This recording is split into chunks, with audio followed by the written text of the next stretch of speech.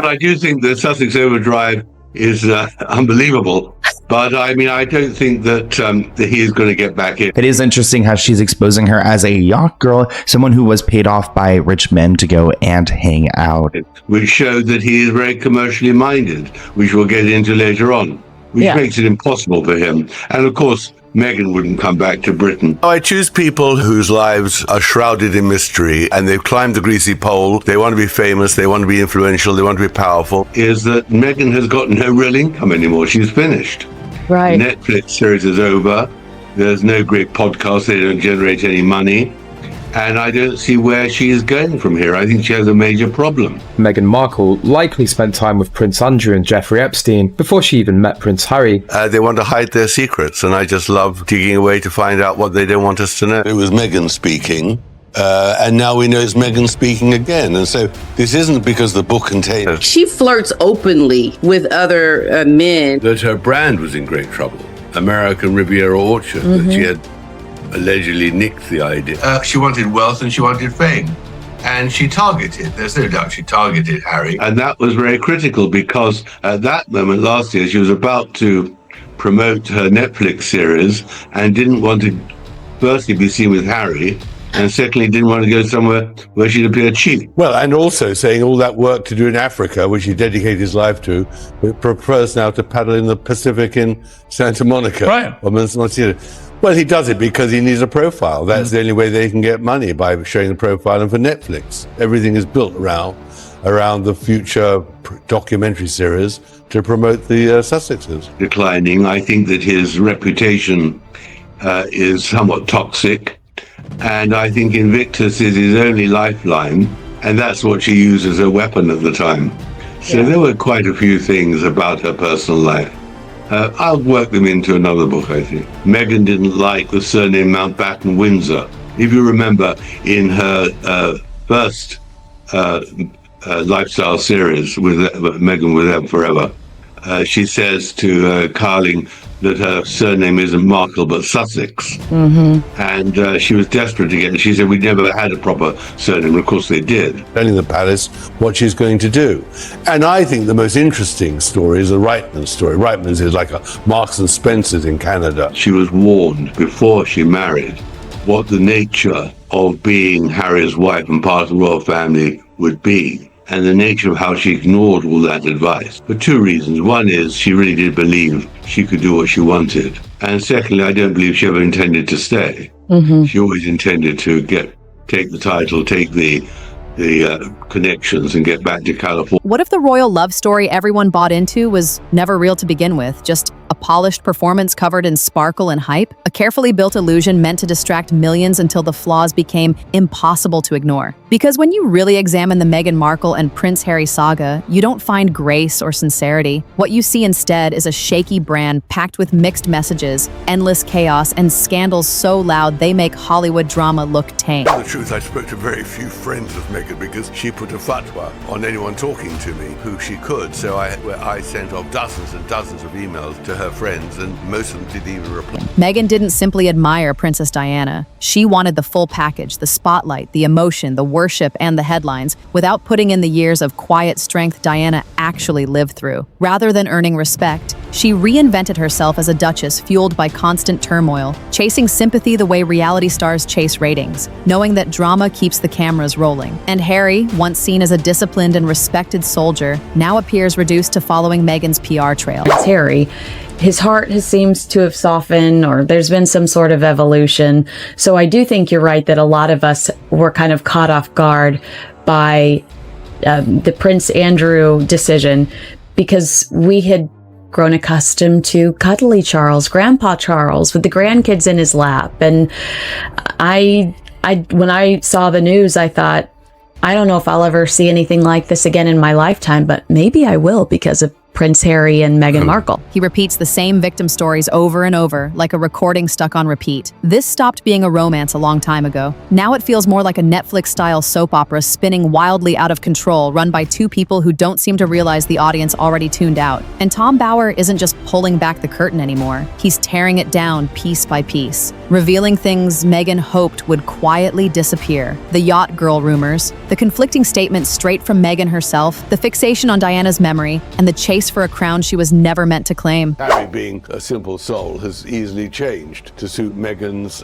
Here's the part no one likes to say out loud. Meghan and Harry aren't brave rebels standing up to the system. They've turned into the system's biggest embarrassment. They aren't fighting the monarchy, they're cashing in on it, bending it through staged suffering, manufactured drama, and relentless PR tactics to profit from the same institution they say ruined them. And the more they speak, the more trust slips away because the performance is clearly breaking down. Does not want to inherit a mess. He wants the stables cleaned. He wants Andrew out and coming on to Harry and Meghan. I think for them now in Montecito, there's a moment of grave concern because stripping the royal family of titles was unheard of in our lifetimes and for hundreds of years. Shaky brand packed with mixed messages, endless chaos, and scandals so loud they make Hollywood drama look tame. Meghan didn't simply admire Princess Diana. She wanted the full package, the spotlight, the emotion, the worship, and the headlines, without putting in the years of quiet strength Diana actually lived through. Rather than earning respect, she reinvented herself as a duchess fueled by constant turmoil, chasing sympathy the way reality stars chase ratings, knowing that drama keeps the cameras rolling. And Harry, once seen as a disciplined and respected soldier, now appears reduced to following Meghan's PR trail. He repeats the same victim stories over and over, like a recording stuck on repeat. This stopped being a romance a long time ago. Now it feels more like a Netflix-style soap opera spinning wildly out of control, run by two people who don't seem to realize the audience already tuned out. And Tom Bauer isn't just pulling back the curtain anymore. He's tearing it down piece by piece, revealing things Meghan hoped would quietly disappear. The yacht girl rumors, the conflicting statements straight from Meghan herself, the fixation on Diana's memory, and the chase for a crown she was never meant to claim. Here's the part no one likes to say out loud. Meghan and Harry aren't brave rebels standing up to the system. They've turned into the system's biggest embarrassment. They aren't fighting the monarchy, they're cashing in on it, bending it through staged suffering, manufactured drama, and relentless PR tactics to profit from the same institution they say ruined them. And the more they speak, the more trust slips away because the performance is clearly breaking down. What Tom Bauer has revealed now pushes this story into a much darker place than most people expected. From the very beginning, Meghan's fascination with Princess Diana wasn't simple admiration. It was calculated. While the world loved Diana for her genuine kindness and heartbreaking life, Meghan treated her legacy like a script to copy. Bauer describes her not as a fan, but as a student. Every head tilt, every hand gesture, every carefully timed tear was studied, practiced, and reused, as if she were recreating a role. I brought Meghan Markle, whatever her name is, to my Deal or No Deal celebrity golf tournament. But in the end, nothing beats the truth, the real facts. She was one of my Deal or No Deal girls that were, she was a caddy for all of my celebrities. So when Meghan came along into the scene, I just thought, this is fascinating. How is this going to play? But here's the reality you can't hide. Genuine emotion can't be faked forever. Every forced smile, every dramatic pose, every please feel sorry for me moment exposed the act. Instead of empathy, people responded with skepticism because the performance was obvious. And Harry, rather than protecting his mother's memory, practically handed it over, allowing Diana's legacy to be treated like a costume by someone who saw her not as family, but as a brand to exploit. That alone is a deep insult. Can't ignore them if they keep popping up doing stuff like this. That's the thing. We're kind of in a mutually abusive, toxic relationship, aren't we? The media and Harry and Meghan, because they keep doing stuff wanting attention. Then they get quite adverse reaction most of the time. Then they react really badly to the reaction. And so it goes on. Well, what it really boils down to is the threat they offer.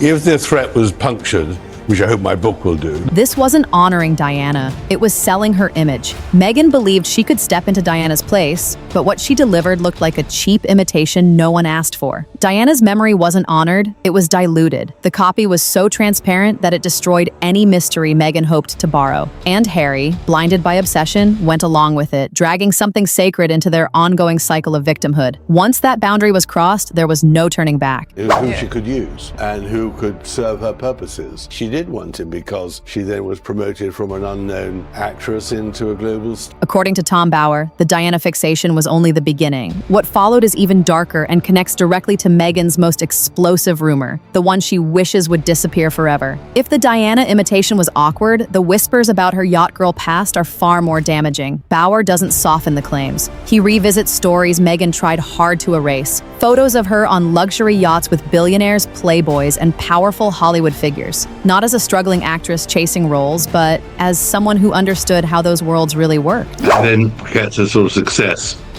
not just people like Meghan, but also often very controversial and, inverted commas, criminal businessmen or politicians and all the other people I've read, or the music people. I mean, I do find people who climb the greasy pole and junk victims on the way and are ruthless in their ambition fascinating. And I think that is what makes Meghan fascinating, because in the end, there are very few women who were C-D-list actresses who were really completely unaccomplished, but who in the end have perfected an image.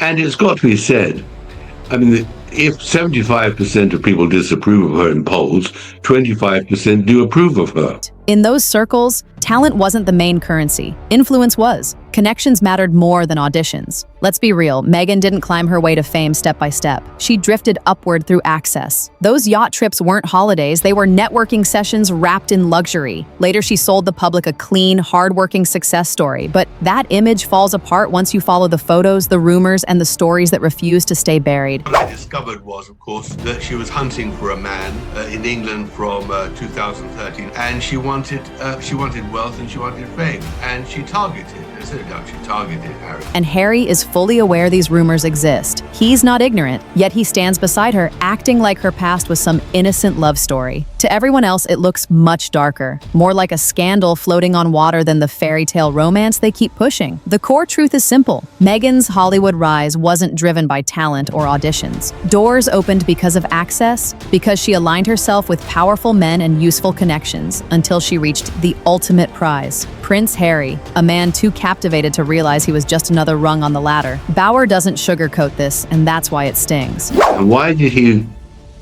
somersault? Because he was under pressure from Meghan. And Meghan, when she puts on pressure with all her lawyers and all the rest of it, is a terrifying machine. I mean, it's what you call the Sussex war machine. And Kashner felt it and was very upset about it. And I was upset that he was upset because I had behaved impeccably. Meghan didn't accidentally land in royalty. She planned it. She mapped it out. Every step was calculated, like someone running a long game. And once inside the palace, her contradictions only made the chaos worse. If her past raised questions, her present is a full-blown mess. A maze of stories so inconsistent, even a soap writer would reject them. One day, she claims she barely knew who Harry was. The next, she admits studying him closely like a fan preparing for her moment. Prince Harry and Meghan Markle will still earn millions of dollars while doing almost nothing. That's just from Netflix alone. So why are Prince Harry and Meghan Markle will still get paid millions of dollars for doing absolutely nothing. And that's just by Netflix. Why are we still here?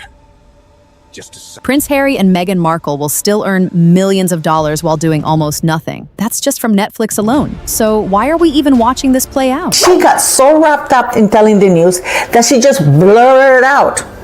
She blurted it out live on air. And you can see the other guy's going like, what? What? Come on.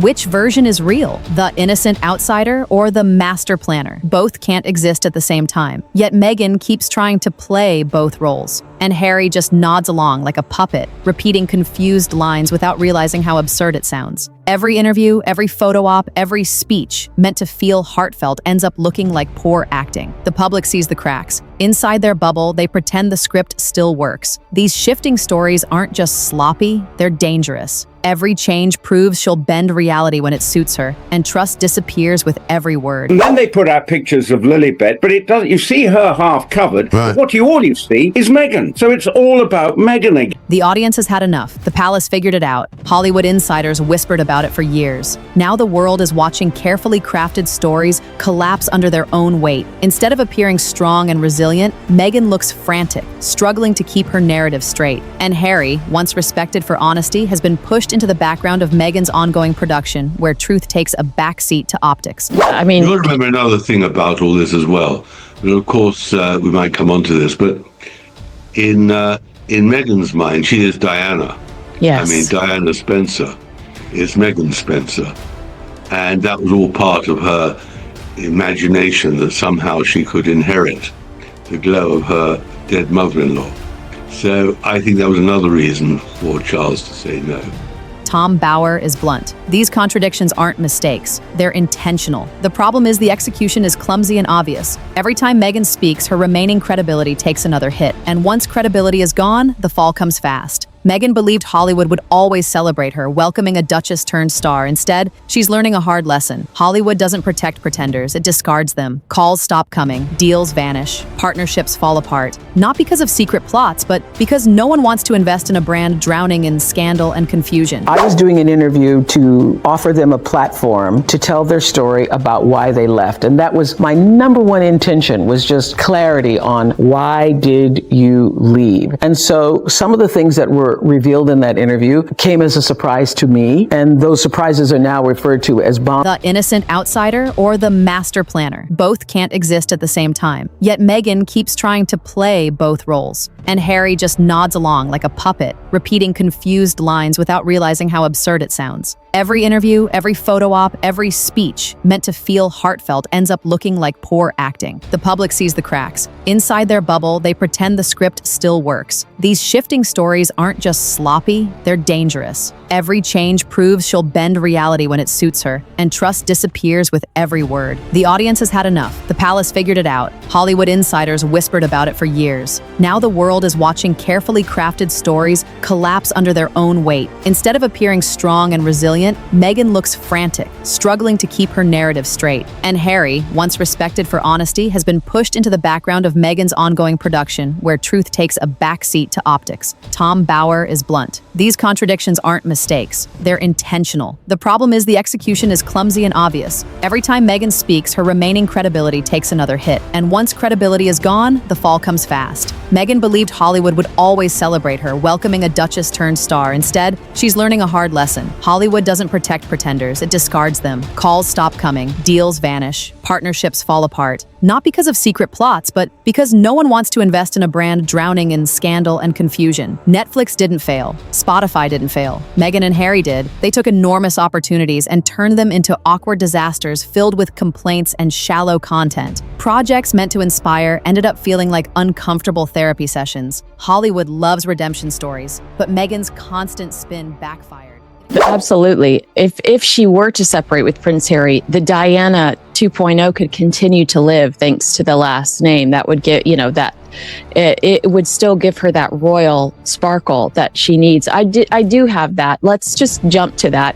Meghan believed she was as important to the monarchy as Princess Diana, you write in the book. Every failed deal, every stiff red carpet moment, every awkward speech confirms her so-called star power was mostly inflated PR. As Meghan scrambles, Tom Bower delivers the hardest truth. She hasn't just lost support, she's become a liability. The most disturbing part isn't her past or her collapsing brand. It's what Bower claims about her influence over Harry. From the start, their relationship was allegedly staged like a production. Meghan wasn't his equal, she was his director, feeding lines, shaping interviews, turning a respected soldier into an echo. The more Meghan must have been convinced of her importance to the monarchy. Do you still think she's that delusional?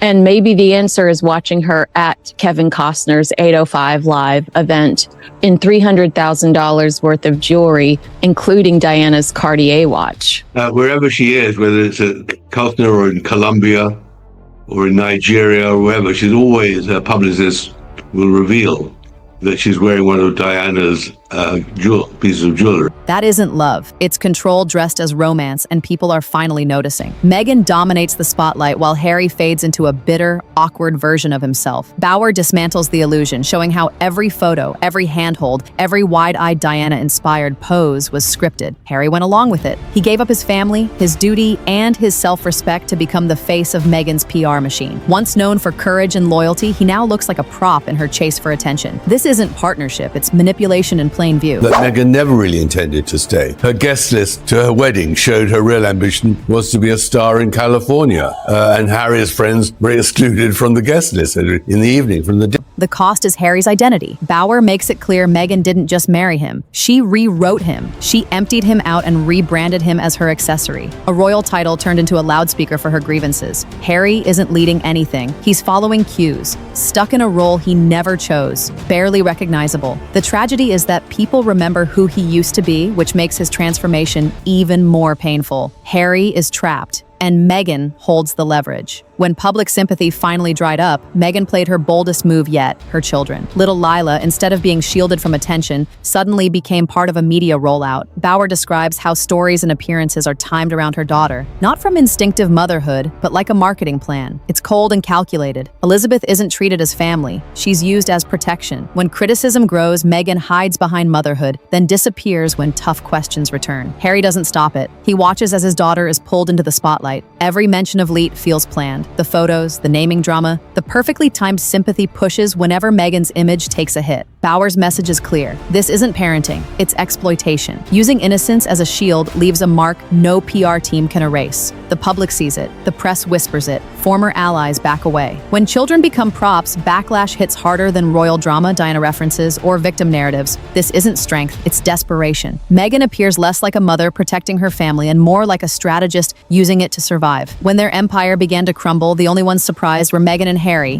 Bauer shatters the illusion, revealing how their glittering brand collapsed into hypocrisy and staged misery. What began as fascination turned into exhaustion. The Oprah interview once shocked audiences. Now it's viewed as exaggeration and half-truths. Their Netflix series didn't create icons. It exposed endless complaining. Viewers tuned out. Every move Meghan makes feels calculated. Every project looks like another money grab. Harry no longer looks like her partner. He looks like her guard. When empowerment speeches collide with constant pity, inspiration dies. Hollywood doesn't see leadership. They see toxicity. Deals don't collapse without cause. Reputations don't vanish randomly. This is what happens when ego meets reality. Meghan believed she could outplay the palace, outshine Hollywood, and outrun scrutiny. Instead, she stands exposed, her brand damaged, her influence reduced to tabloid noise. Tom Bauer is clear. Meghan Markle isn't the modern Diana she imagined becoming. She's a cautionary tale of ambition consuming itself. Strip away the glamour, the staged tears, and endless spin, and what remains isn't royal rebellion or humanitarian power. It's two fading figures clinging to relevance as their carefully built illusion collapses. Meghan isn't a misunderstood victim. She's a strategist caught in her own web. Harry isn't leading change. He's stumbling through her script, a supporting character in a show no one wants anymore. This isn't a fairy tale. It's a warning about what happens when image replaces truth and ambition destroys integrity. And the most shocking part is that these revelations are just the start. Because if her obsession with control looks bad now, wait until the full truth behind those yacht girl photos resurfaces. Colin Joss dragged those whispers into the open, exposing images Meghan would erase if she could. That scandal overshadows everything else, and it's the one she can never outrun. Don't forget to comment your thoughts, and subscribe for more stories behind the headlines. See you next time. Do you believe these claims, or do you think it's all exaggerated? Let Bella Breaks Down know in the comments.